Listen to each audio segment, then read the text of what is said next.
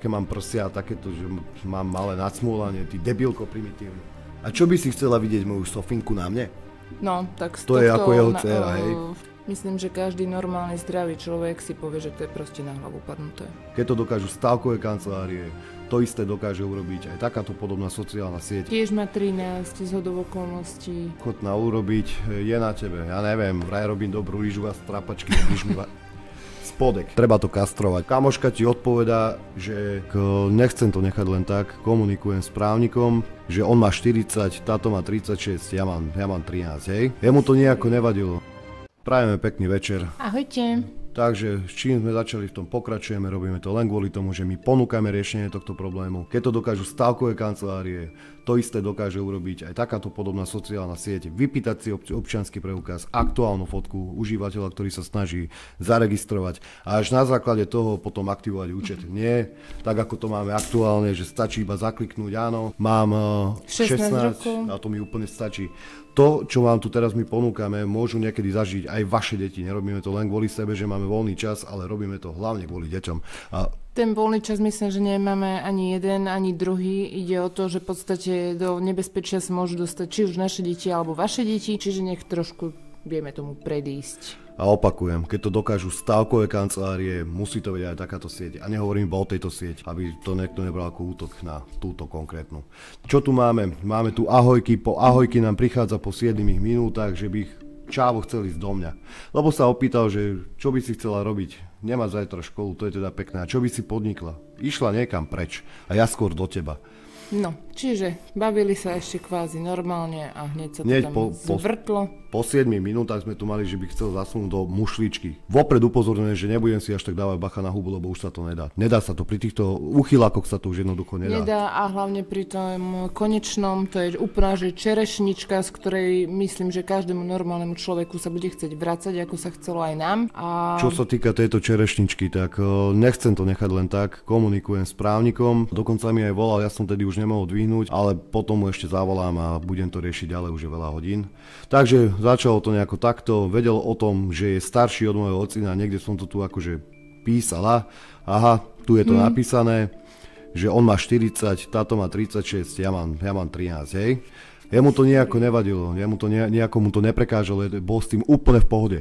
Úplne v pohode, tí žebrák. Im vôbec ich vek nezaujíma, ja neviem, či sa cítia na 16 alebo čo, ale teda realita je trošku iná, no ale... Jednoducho, tu sme došli k tejto konverzácii, k tomu, to je také odľahčenie na začiatok, toto je ešte také pohode, by som povedal, že ma chce odpaniť, bol násilný a neviem čo všetko možné a že by ma vylízal, ako teda tú babu, mohol by si aj mňa. Ale aj teba by mohol, nie? No... Takto, vzhľadom na to, že ja som si včera a ešte minulý týždeň prešiel takým svojím nejakým vnútorným peklom. On má veľmi veľké boje sám v sebe. Mohol napísať videla s tvrdými. Každopádne... tak mentálne je určite na tých 15 potom. No ja už som nastavený tak, že áno, pre vás to je úplne pohoršujúce. Ja som musel nájsť svoju hladinu alfa na to, aby som stále vypísal. Stále píšu, inak môžeš aj pozrieť, že čo potom píšu. Potom pozriem. Ja som musel nájsť nejakú svoju hladinu, kde dokážem pokračovať ďalej v tom, čo aktuálne robím. Opakujem, nerobím to kvôli tomu, že ma to baví. Robím to kvôli tomu, že chcem, aby sa niečo voči tomuto zmenilo. Neľúbi sa mi to, že sa niečo takéto deje a ten prístup pre tie deti je veľmi, veľmi, veľmi ľahký. No, dobre, toto máme pre nejaký začiatok. Ja prejdem až nakoniec, kde naozaj tu už je nejaký násilný, odpajím ťa, dám ti do mušličky semienko. To napadlo ho to ráno, 4:55 mi takéto niečo napísať. Tak to sa mu o tebe snívalo, ale ešte nevie, kto je za druhou stranou. A tu ešte predtým včera večer, že aké mám prsia a takéto, že mám malé nadsmúlanie, ty primitívny. Proste čistý primitív, myslím, že toto je ešte taký ten ľahší prípad. Dobre, dáme si to krátku konverzáciu. Ahoj kočka, nemáš chuť si zarobiť? Jasné, že mám chuť si zarobiť. Podľa toho, čo by si bola ochotná urobiť, ako ja som celý čas odpisoval takým spôsobom, že neviem, o čo ti ide, akože... Nevedomky, proste nevieš. To je ten, čo si mu tam o tom varení zadelil? Ale áno, tu je to. A chcela by sa dohnúť na niečo a zarobiť si ako? Na stredko a čo by si bola ochotná urobiť, je na tebe. Ja neviem, vraj robím dobrú rýžu a strapačky, spodek, debil. Tak zrovna toto som nemyslel. Čo nelúbíš? Ľúbim, ale myslel som iné veci. Si hamblivá a už to ide. Tak, cena záleží, čo všetko by si urobila. Či by si sa mi ukázala hore bez, alebo aj dole bez. Či by si sa rukou pohrala so mnou, alebo aj niečo trošku viacej. Ty musíš povedať, čo všetko by pre teba bolo ešte v pohode. Do ničoho, čo nechceš, by sme nešli. Tak čo, ešte bude vypisovať. Niekto mu nenapíše takáto baba, ktorá akože vážne 13-ročné dievča mu neodpisuje a ešte bude násilný po 3 hodiny napísať a zisťovať si.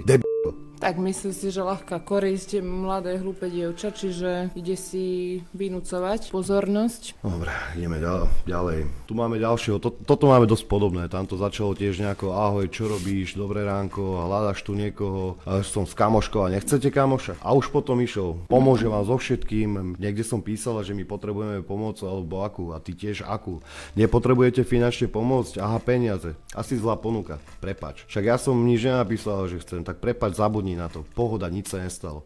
Nechcete sexy? Máme to tu. Myslíš trojku? Ja jasne som napísal, alebo baba napísala, že ja som také ešte nemala. Zajtra večer môžeme o tom popísať. Mám 43, skúsený, môžete obe, ak chcete. Zajtra tu budem, večer, ak chceš, popíšeme. Akože stretnúť sa, áno, a pravidelne stretávať. Opýtaj sa kamošky, zatiaľ ahoj.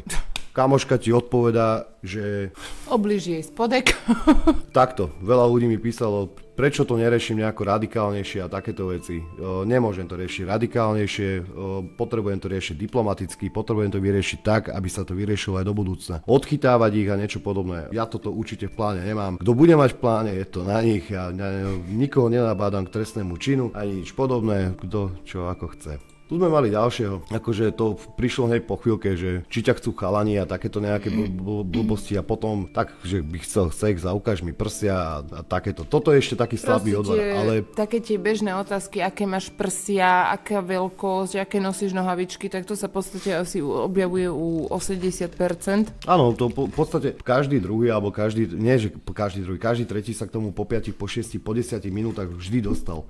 Nikdy to neskončilo tak, že OK, po prípade sú tam aj takí, to ja som pochopil, že ono sa to delí na viacero kategórie. Tie kategórie sú takí, čo tam hľadajú, OK, zabíjam čas, takí, čo tam hľadajú nejakú kamarátku, takí, čo tam hľadajú kamarátku, s ktorou sa teda potom neskôr aj stretnú a potom tu máme hneď tých, že po prípade po 10 minútach ale títo ľudia sú schopní to urobiť. To je na tomto najhoršie. Ja mám pocit, že tej 13-ročnej píšu práve len väčšina tých, čo poďme, ideme Áno, väčšinou to tak bývalo. Sú tam aj takí, ktorí sa mi snažili dopísať nejakú 5., 6. správu, 7., 8., neodpovedal som, dobre, na teba kašlem jednoducho.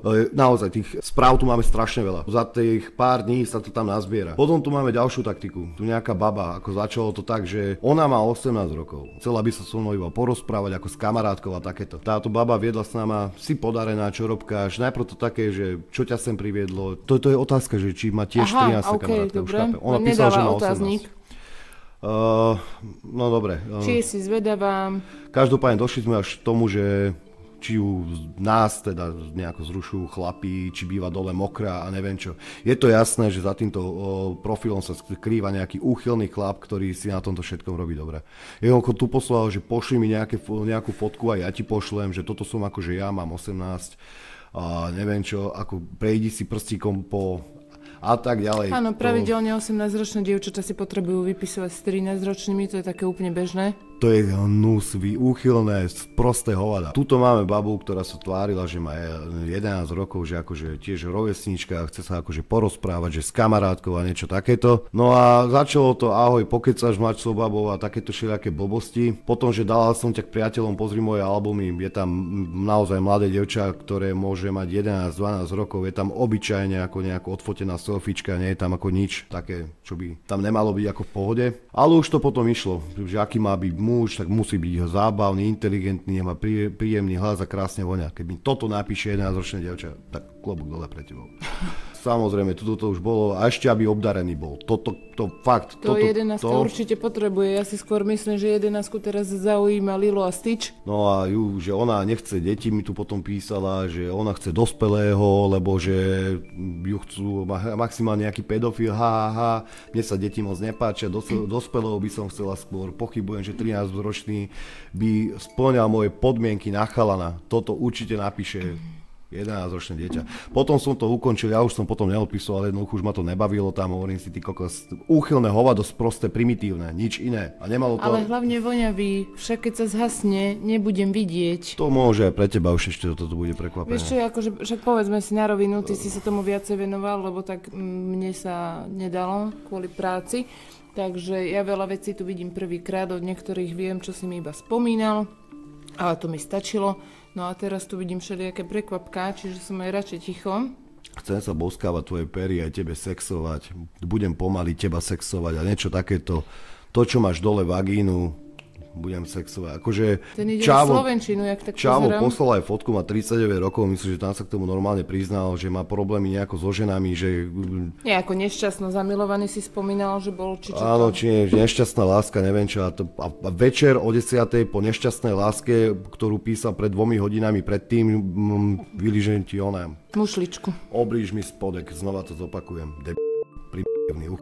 Ale už aj ránko na teba myslel. Dobre, ideme kúsok ďalej, posunieme sa. Ja ešte medzi týmto ale musím spomenúť niečo, čo som urobil minulý týždeň. A to je to, že som si založil na tejto sieti aj chlapčenský profil, že ako to tam funguje. Je pravda, že tam to nie je také aktívne, ako to je aktívne, dajme tomu v tomto prípade. A žien sa to myslím, že ani nejako netýka reálne, lebo proste ženy materinský pud, takže tam úplne, že v pohode. Ale čo sa týka chlapov, tak akože fakt im je jedno, či chlapec, či dievča. No, takže začal mi tam písať nejaký Čavo, že ako sa mám a tak a že koľko mám rokov, tak znova odpoveď bola 13.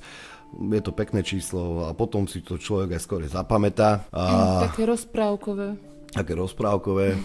No, ja sem mal tie konverzácie, teraz nedávam, aj tak som to riešil cez hovorím iný profil, nejdem sa prihlasovať a neviem, čo už to ani nepamätám, aký to bol. Každopádne znúsilo sa mi to, bolo to niečo, čo už ja som nejako nezvládol. Čavo mal podmienku, že na to, aby si so mnou písal, že jednoducho môže by sa chcel so mnou stretnúť, teda ako 13-ročným chlapcom a dať nejaké skúsenosti, čo ja som ja žiadne skúsenosti nemám, ja mám 13 rokov, halo, že pošli mi fotku, kde je napísané niečo. Jeho nick tam bol konkrétne napísaný, myslím.